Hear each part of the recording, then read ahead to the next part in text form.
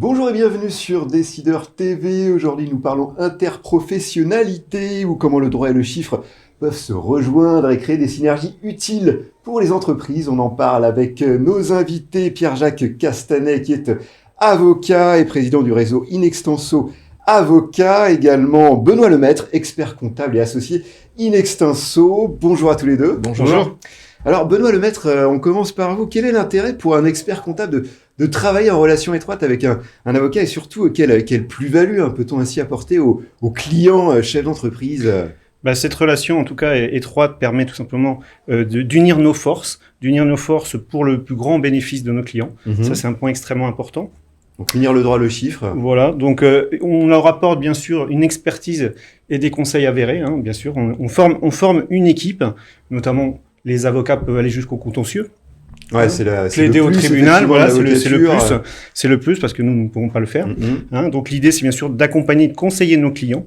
La mission vraiment des avocats est totalement complémentaire à la nôtre, et dans le but, bien sûr, tout simplement d'être efficace au profit de nos clients.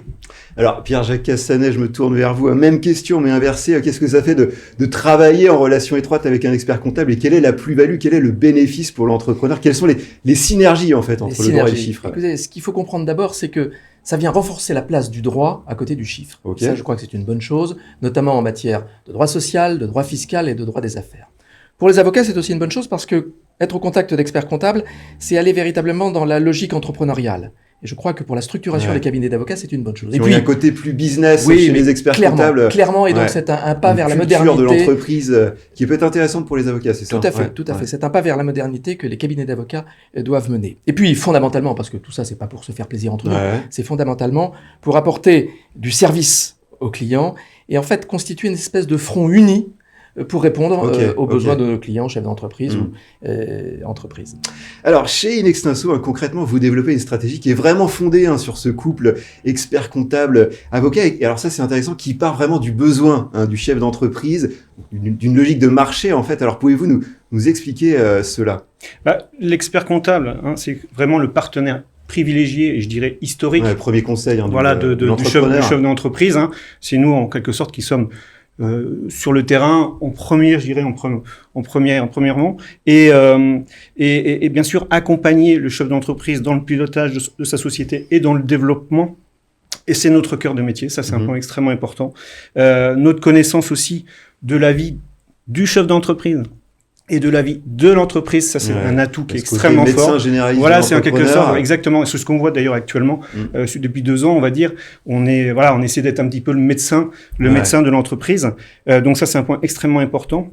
Et faire partie aussi du même groupe avec nos amis avocats, c'est tout simplement faciliter la communication, faciliter les échanges d'informations. Toujours pareil, au profit de nos clients. Et qu'est-ce qu'apporte l'avocat alors dans ce couple expert comptable avocat? Ce qu'apporte l'avocat, c'est effectivement une complémentarité, et on est vraiment dans cet esprit 360 degrés, à savoir apporter de A à Z, être au service du chef d'entreprise et de son entreprise. Et là, effectivement, les deux partenaires principaux sont effectivement au premier chef l'expert comptable qui a cette historique de proximité, et puis l'avocat qui intervient parfois de façon plus ponctuelle. Mais il est important qu'il soit là. Plus spécialisé. Oui, de façon ponctuelle. Il y a un peu moins de récurrence. Sur le contentieux, comme on disait tout à l'heure. Aussi, mais le contentieux, c'est un peu l'iceberg. Enfin, vous savez, c'est la face immergée. Derrière, il y a toute la phase de conseil en amont et de pouvoir, dans le respect, bien évidemment, des secrets, de la déontologie, etc., de pouvoir échanger entre nous. C'est de l'efficacité, de la performance et un accompagnement auprès du chef d'entreprise. Alors l'idée, c'est de créer un guichet unique, c'est ça, au service du chef d'entreprise. Tout à fait, c'est bien ça, c'est créer un guichet unique.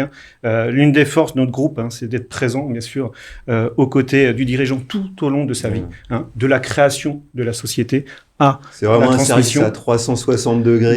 Exactement, c'est un service 360. Interlocuteur pour le droit le chiffre. C'est exactement ça. Nous, bien sûr, notre stratégie, c'est 360 degrés, comme vous venez de le dire, orienté client, c'est-à-dire l'accompagner, bien sûr, au quotidien, comme je le disais tout à l'heure, dans ses projets, dans le développement de son entreprise. Et bien sûr, faire partie, avoir une équipe, en tout cas disposer d'une équipe de spécialistes, c'est un point extrêmement important pour nos clients.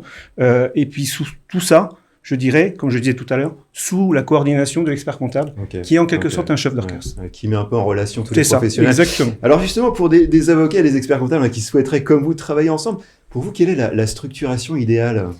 Écoutez, je pense qu'il n'y a pas de structuration idéale. Tout dépend de deux choses. Un, quels sont les besoins des clients ?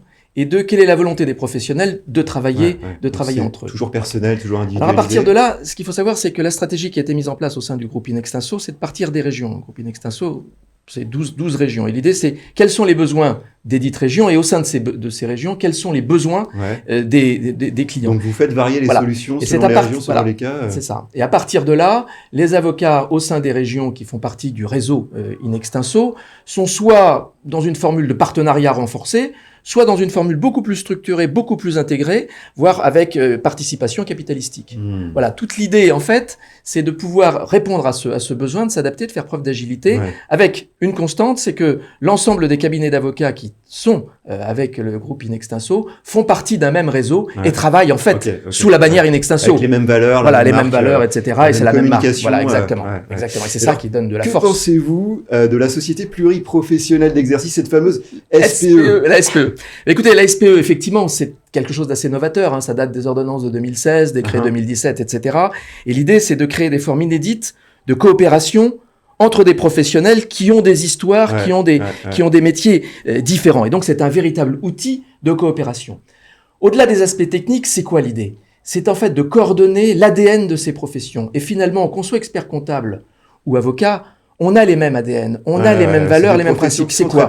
Ce sont d'abord des professions réglementées, puis surtout qui reposent sur des bases solides. La déontologie, le secret professionnel, la gestion des conflits d'intérêts, l'obligation d'être assuré. Et tout ça, c'est pas pour renforcer un quelconque corporatisme, c'est pour assurer la sécurité des services qui sont apportés aux clients. C'est pas pour se faire plaisir. Est-ce que ça fonctionne selon vous, écoutez, modèle ça fonctionne, je pense que il faut que les professionnels que nous sommes s'en saisissent encore plus, parce que ça reste encore... C'est un succès mitigé. Ça a un succès, je dirais, de départ. Maintenant, il est clair qu'il y a un objectif important, c'est un, que les professionnels s'en saisissent, deux, qu'il y ait des évolutions législatives, parce que tout ça doit évoluer. Oui, le modèle doit évoluer, doit à la fois évoluer avec une double volonté. Un, plus de fluidité entre les professionnels, et encore plus quand ces professionnels se connaissent et travaillent au quotidien. Et deux, toujours plus de sécurité pour les clients, parce que fondamentalement, l'idée, elle est là. Très bien, eh bien merci pour cette intervention. Merci à toutes et à tous de nous avoir suivis. C'était l'interview du Monde du Chiffre. À très bientôt sur Décideur TV.